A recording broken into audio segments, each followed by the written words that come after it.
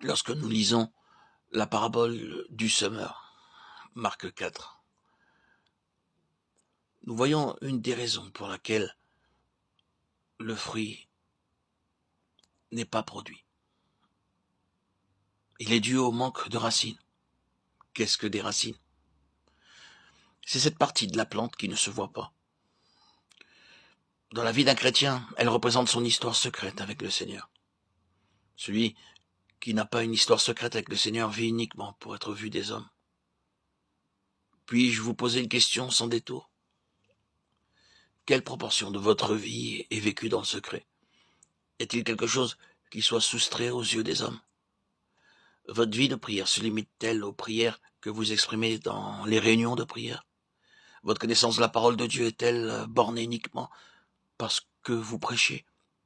Vous empressez-vous de partager toutes vos expériences spirituelles avec les autres? S'il en est ainsi, alors vous manquez de racines. Un arbre qui ne pouvait puiser suffisamment de nourriture là où il était planté a étendu ses racines vers un cours d'eau assez éloigné, et de ce fait a survécu au rude climat.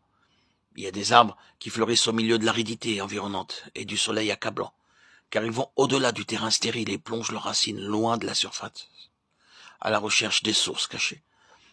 Seuls les chrétiens, dans les vies desquels la croix peut opérer profondément, triompheront des épreuves du chemin. Si nous sommes un jour confrontés au choix de renoncer à la foi ou de perdre notre vie, que choisirons-nous? Ce n'est pas ce jour-là que tout se décidera. Cela doit se faire maintenant.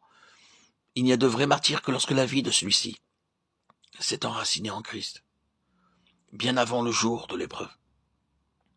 Si nous faillissons en ce jour, c'est parce que nous n'aurons pas été enracinés profondément en lui aujourd'hui.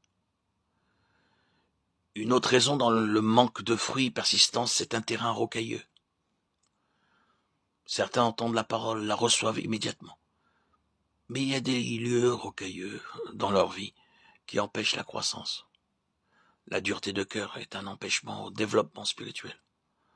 Beaucoup de chrétiens sont tellement campés sur leurs idées qu'ils ne progressent pas dans la connaissance de Christ. Il leur fait part de sa parole et leur fait connaître sa volonté, mais ils confrontent ses demandes avec leur opinion et leur raisonnement. Frères et sœurs, aucune âme ne peut progresser spirituellement à moins qu'elle n'ait permis à Dieu de traiter les lieux pierreux de sa nature, qui contrarient son dessein.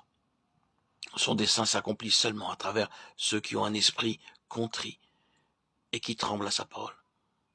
Il ne se réalisera jamais dans ceux qui contestent sa parole, avec leur propre parole. Ce ne sont pas tous ces enfants qui opposent une résistance à sa parole. Grâce à Dieu, il y en a qui, parmi nous, lui offrent une obéissance implicite, et même pour ceux qui, à cause de la dureté de cœur, ont limité son dessein.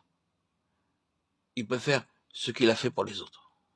Le Seigneur est entré dans Jérusalem sur un ânon qui n'avait été encore monté par personne. Il a dressé cet ânon afin d'accomplir son dessein. Et il peut le faire pour nous, si nous nous humilions devant lui. Quoique aujourd'hui, nos vies soient si misérablement peu profondes, si seulement à partir de ce jour nous acceptons la croix chaque fois que cela est nécessaire, si nous l'acceptons, sa puissante efficacité produira un approfondissement de la vie jusqu'à un enracinement permanent dans le Seigneur.